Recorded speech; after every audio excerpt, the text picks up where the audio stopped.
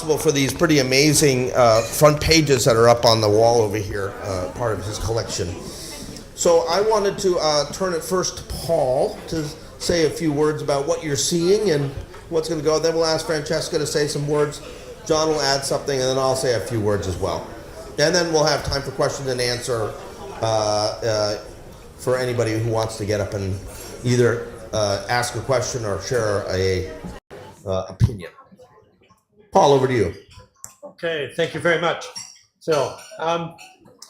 I think needless to say, the mood both here, and I'm just coming from a Democrats Abroad Thailand election watch party that was at the Roadhouse, and the mood is rather grim, right? It's not looking like the expectations of some sort of a Kamala victory will be panning out this evening in America at the end of the evening. I'd like to take a moment to reflect a little bit on how we got here. And I would like to make this interactive, a little participation. Who can tell me what happened on June 21st, 2024? Takers? June 21st. Reach back 130 days. What? There was a Biden-Trump debate on June 21st. What happened on July 21st? That would be Biden pulled out. Okay, now, bonus question. Who was the first president in America to ever withdraw before running for a second election? You can't answer again. I need another one. Who was the last president? Johnson. Thank you. And why did Johnson not run? No more. Yes. And arguably a man from Southeast Asia, the Secretary General of the UN, U Thant, had gone to Johnson only a week before and had laid out a plan where the North Vietnamese would accept a ceasefire, a paused bombing for a ceasefire. And apparently this caused Johnson to recognize that he could not continue and run for re-election. Amazing facts, right? So who knows? What I would like to say is I think the story of tonight that we will find in the next 3 or 4 days will be the underperformance of Vice President Harris compared to President Biden in 2020. And again, underperforming among voters likely to vote Democratic. So, and again, there was some discussion on one of the networks in urban Philadelphia, Pennsylvania. I think it was 25% of African American men were not voting for Kamala Harris. And in 2020, that had been only 10% of African American men who had not voted for Biden. So there is a substantial gap between the support that would have carried Harris to victory in many of these states. So arguably the loss of Hillary Clinton in 2016 could largely be seen based on exit polling of voters not willing to trust a woman with the presidency. And this would be sexism. Arguably the epitaph for 2024's election will be that sexism combined with racism prevented Americans from electing a woman both of South Asia and of African descent to the election. So with that, I hand over to Francesca. Francesca, I think wants to talk a little. You said you want to talk a little about trade and what this will look like again. Well, either way, so I am not an expert. I'm just a lowly business reporter. So why am I on this panel? Because I want to talk about what I've been discussing with contacts about how this will affect trade, particularly in Southeast Asia, which, for better or worse, has benefited from the reconfiguration of supply chains that started during the Trump administration. I remember my first job 7 years ago like fresh out of college, I moved to Washington to cover trade, and the veteran trade reporters who I would meet covering the renegotiation of NAFTA, at hearings at the Commerce Department, investigating like steel circumvention by Chinese companies, they would say to me, this is not normal. Trade was never on the front page of any newspaper before. And no one even knew what a Section 232 investigation was, and now we do. And so I think it's like really interesting to think that, 7 years ago, this is when it started. COVID definitely accelerated the reorganization of supply chains around the world, but all of this movement started with Trump, and it's significantly changed the way that we do business, and the way that things move around the world. Trump and Lighthizer, who was his trade representative during his administration, and who would be playing a major role if he becomes president again. They're talking about blanket tariffs on every country that imports goods to the United States, and significantly larger tariffs on goods coming from China. They floated 60%. That is in some ways comforting, because at least everyone is going to take a blow. For comforting for exporters. And we've gotten quite used to his transactional approach to trade and also foreign policy, where I'll provide military support if you increase your weapons purchases from U.S. companies.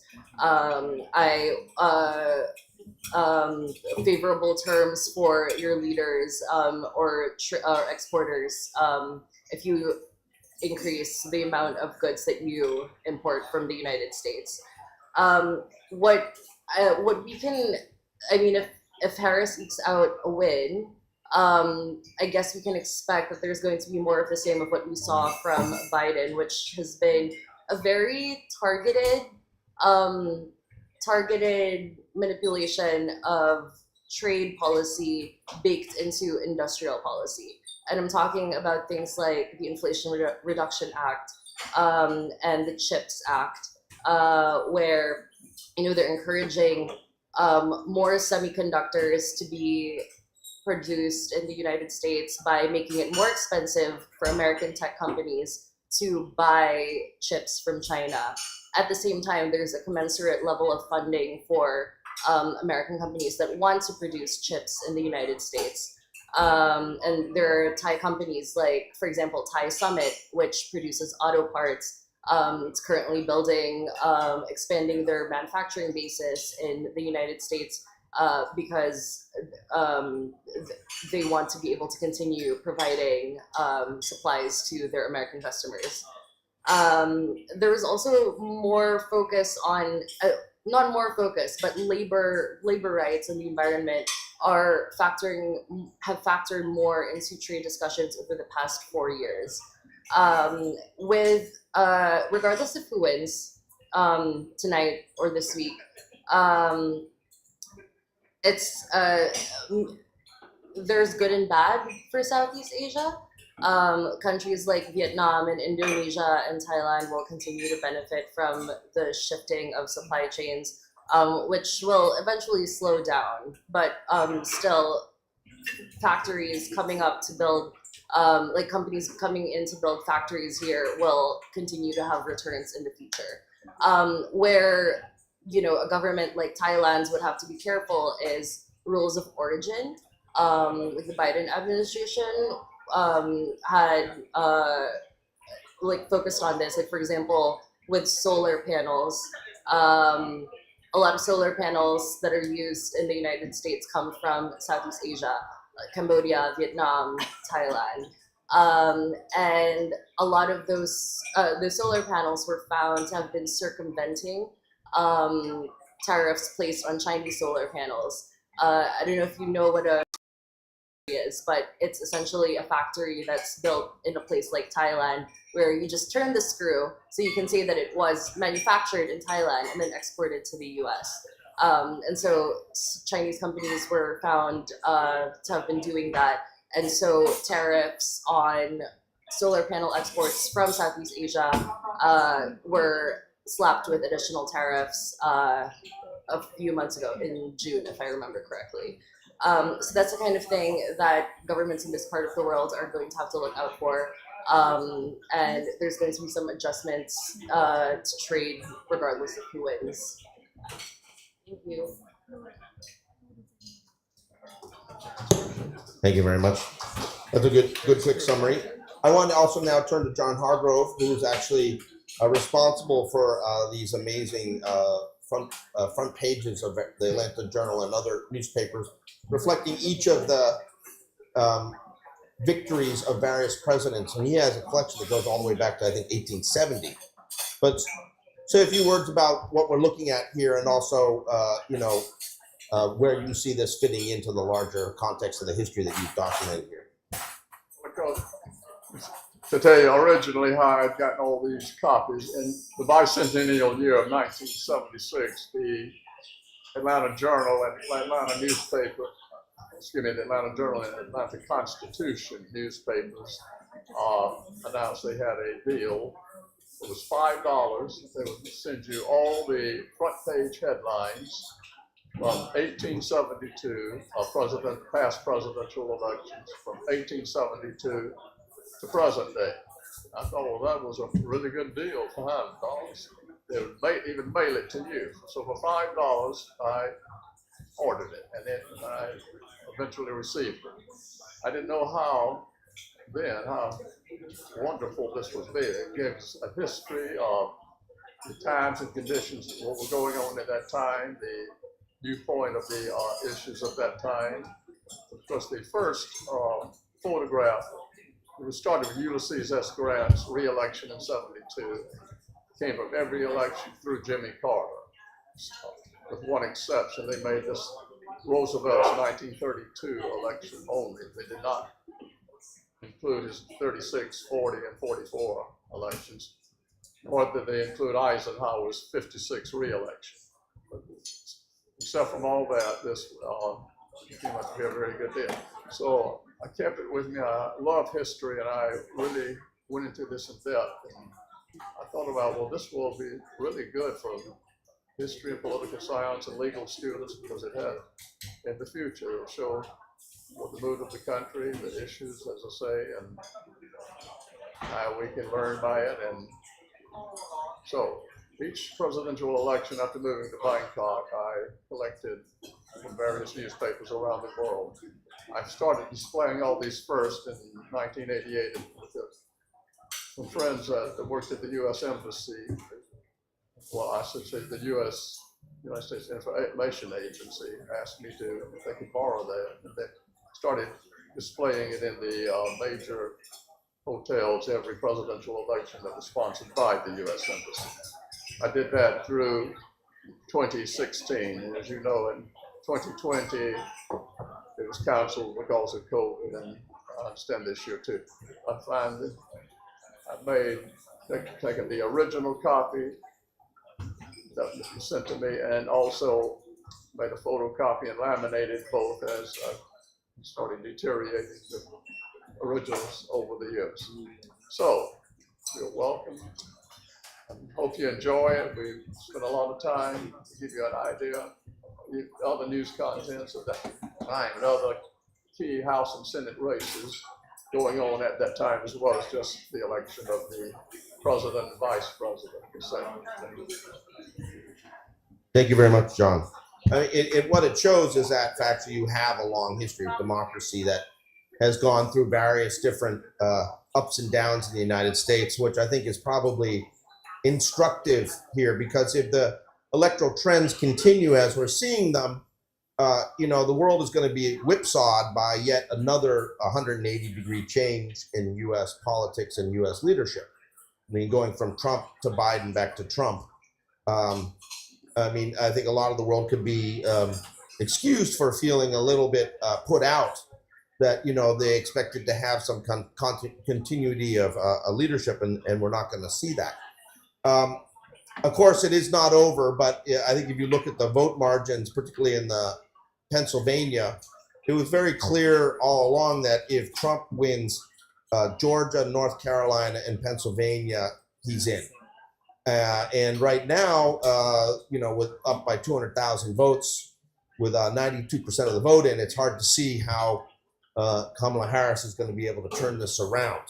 So I think Paul's point is correct, that actually one of the takeaways from this election will be the underperformance of Kamala Harris, despite all the momentum and discussions. But I think it's worthwhile considering what sort of policy changes we're probably going to see. And I just wanted to list those out before we get into a question and answer session here. First of all, I think that it's very clear that there's going to be very significant impacts on trade. That is the issue that Francesca brought up. Trump has called for 10% tariffs on all imports into the United States, and he's saying 60% tariffs on goods from China. I think that's going to end up sparking trade wars. That, essentially a lot of countries are going to raise tariffs in response to that kind of unilateral tariff from the U.S. If China is not able to export to the U.S., will export elsewhere, and some of the Thai people and Thai organizations I've been speaking to have been raising concerns about, will all that excess product of various sorts from China then end up flooding Southeast Asia, exacerbating a crisis where countries like Thailand feel that imports are underpricing some of their own local goods. That's a big issue. The big issue also of migration, and the fact that we will probably see a significant roundups of undocumented migrant workers in the United States would be a big issue. It will also mean the end of any sort of global refugee program from the United States. People may not know, but the United States right now is the largest recipient of third country resettlement of refugees from all around the world. Right now, they take over 60,000 people a year. That's from places like Ukraine, the Myanmar border, Rohingya in Malaysia, people in Africa and other spots. So it's going to be a significant number. And plus, there's going to be also groups, for instance, like Haitians, who have temporary protected status in the United States, which means that they're there in an undocumented fashion, but they're not being deported because of an order from the federal government. I expect that will go away as well. So you're going to see a significant increase in chaos related to the migration and refugees. On human rights issues, I think it's very likely that Donald Trump has shown that he's not particularly interested in human rights. If we look at what he did here in Thailand in 2017, after he got into power, he quickly invited then Thai military dictator Prayut Chan-o-cha to the White House. After several years where the Thai military coup group had been seeking that kind of invitation and been rebuffed by Barack Obama, they immediately got it very quickly from Trump. So that's going to be an issue. I know a number of people here follow Burma, Myanmar very closely. It's quite unlikely that we'll see much global initiative from a Trump State Department on Myanmar, which is unfortunate because it's quite clear that the local leadership in the region has not yet found a way to try to address that crisis.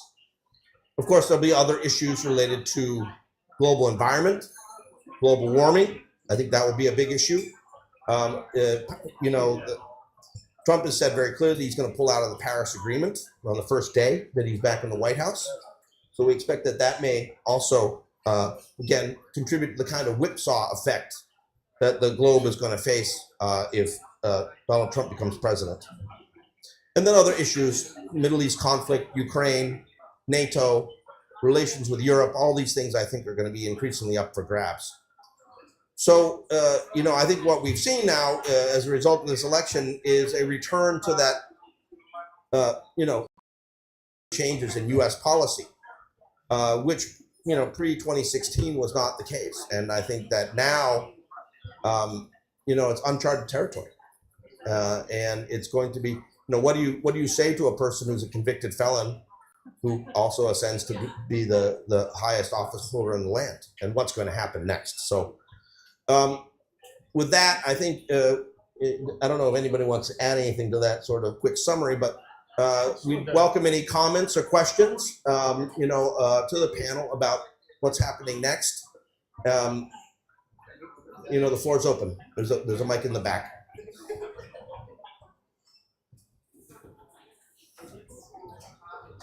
And please introduce yourself. Yeah, my name is Patty Parker. I'm a global citizen. I have a question for Paul. What do you see the role of women in U.S. politics in the future? And Phil, I wonder if you don't think that Putin won tonight. I think for your first question, you're right on target there. I would note that in previous presidential elections, the power not only of women voters, but of women candidates, particularly in the Senate, was always a very important facet of American elections. In looking at increasing numbers every election cycle of the number of women in the Senate. That's something else that marks this year. The number of women in the Senate, I think, is remaining relatively the same. There are not any of the 8 pivotal Senate elections do not add above the existing number of women. There's in Tennessee, for example, Marsha Blackburn, a Republican, has won re-election, and others. So that's sort of worrisome that the attention was focused on the presidential election and the idea of a first woman to be elected president, but there was less attention devoted toward women candidates at other levels. So it will be interesting to watch if that bears out, if that holds. So, yeah. Putin. Well, I let me say on the issue of women ascending to high office, I will note that with the election of senators in Maryland and Delaware, that for the first time the U.S. Senate will have 2 Black women senators, which is a sign of progress. But also, as you may have seen as we were talking here, the CNN has called the control of the Senate for the Republicans. So, quite clearly, the agenda may be more difficult for women politicians to raise some of these issues that have been brought up in the campaign. Regarding Putin, obviously, I think Putin is thrilled to have Donald Trump possibly returning as president. Every time they met, he basically flattered Trump to basically agree with whatever Putin wanted.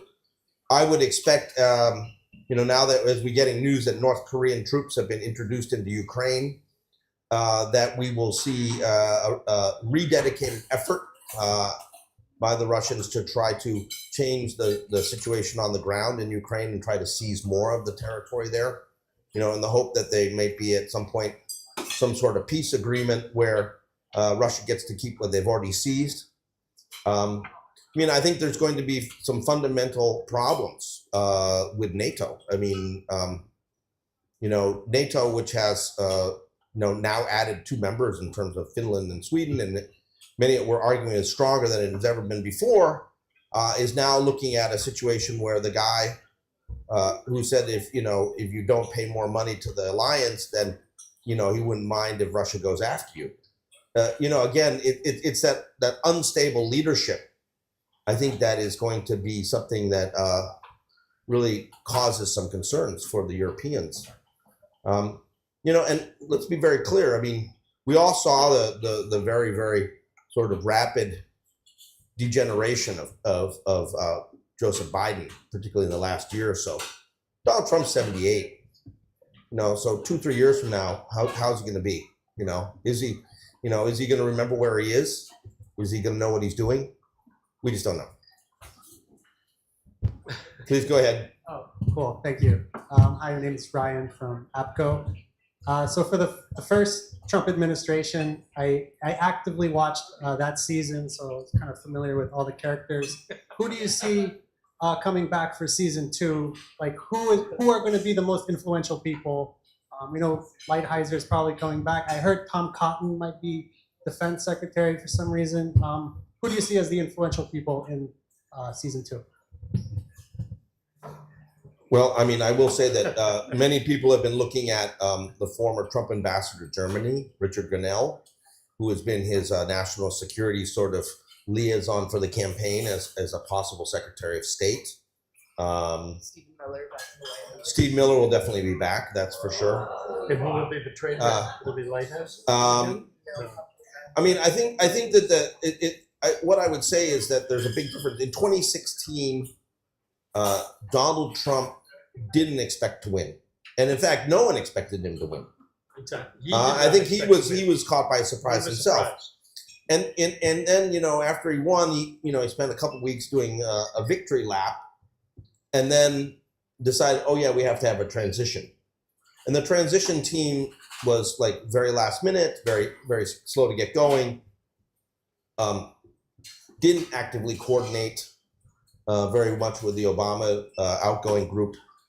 And so, you know, I mean, it was a broken play right from the beginning, you know, and then he relied on a lot of senior military and other people who I think he's not going to rely on this time because he wants to have loyalty. And stepping into this will be Project 2025, which not only has a set of policies, but has also been collecting resumes and vetting them for potential appointees. So, I mean, Project 2025 is not just the policy document that you've heard about, but it's a whole sort of conservative support for the transition.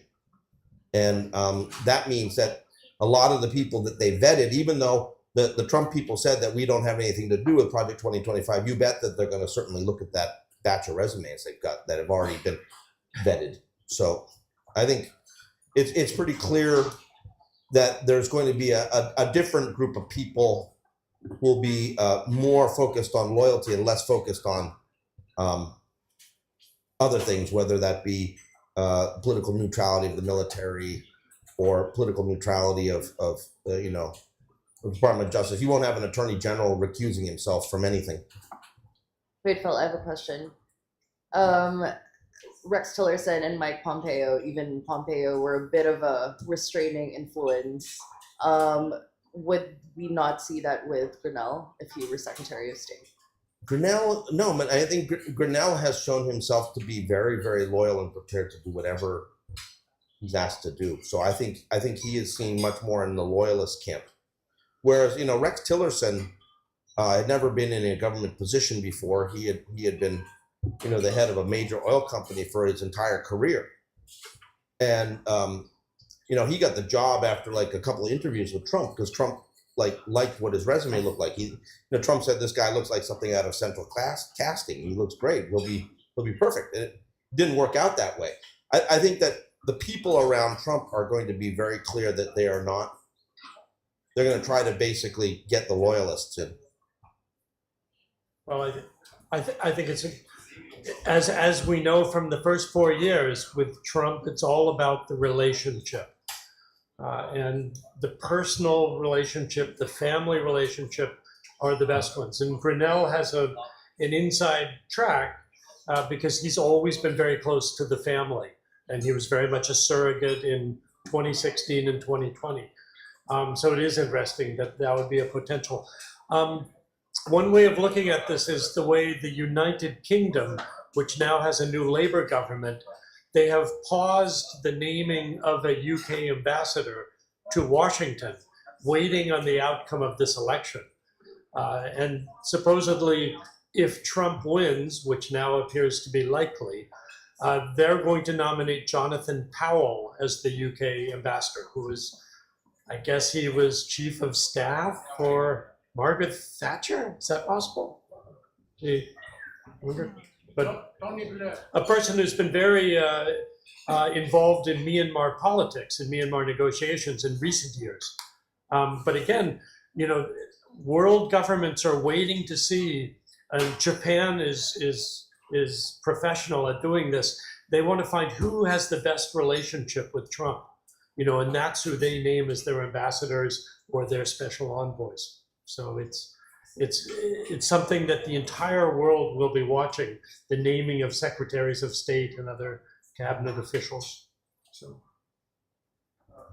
Robin Shell, member of the club here. I just would question the verdict that it's primarily the underperformance of Kamala Harris. It seems to me it's primarily that people feel the cost of living is too high. That people feel the answer to the question, are you better off now than you were 4 years ago? No, we're worse off. And they don't understand the reality that the country's doing very well, considering all the issues that have gone on in the world. So I would just question that. Yeah. Anybody want to comment on that? I would just say quickly that so many of the focus group and exit polling answers and replies have shown that effectively voters were parroting what was the Trump messaging, that the economy, inflation, and immigration on an open, out of control border are the three, main problems.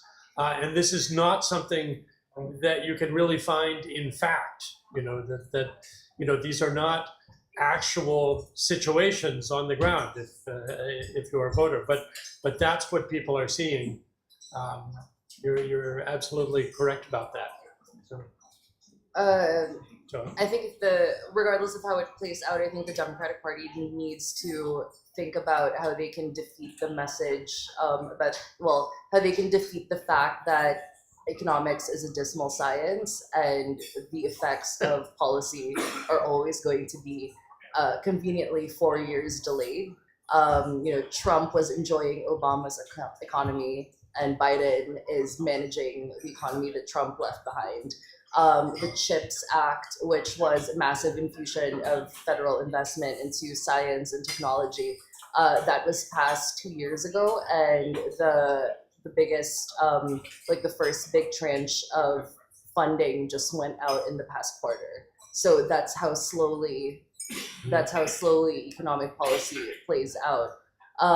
If maybe some, Monday Night Football sideline coaching here, they should have probably hammered more that Trump's tariffs are going to be devastating for people who are already affected by inflation. Absolutely. Yeah. Yeah, I mean, I would say very clearly that it was the economy, stupid. It's about that again. And this was the old James Carville saying when Bill Clinton upset George Herbert Walker Bush back in 1992, focus like a laser on the economy. And what you had in 1992, similar to what you have in 2024, was a feeling of economic malaise, that things were much more expensive, that people were less well off than they were 4 years ago. And that imperative is very strong. People accepted the premise, apparently, that, Trump's economy, which, Barack Obama, in fact, said was his economy, was better under Trump, and therefore, it made sense to go back to Trump again. We all went through the COVID pandemic, and everything shut down and everything had to be restarted, all the stimulus spending and all that. So it's quite clear that, a lot of things intervene in between that. But again, it's that gut feeling that people are unhappy and that they want to send a message. And so far, at least tonight, so far, it looks like Trump's the messenger. Thank you. I'm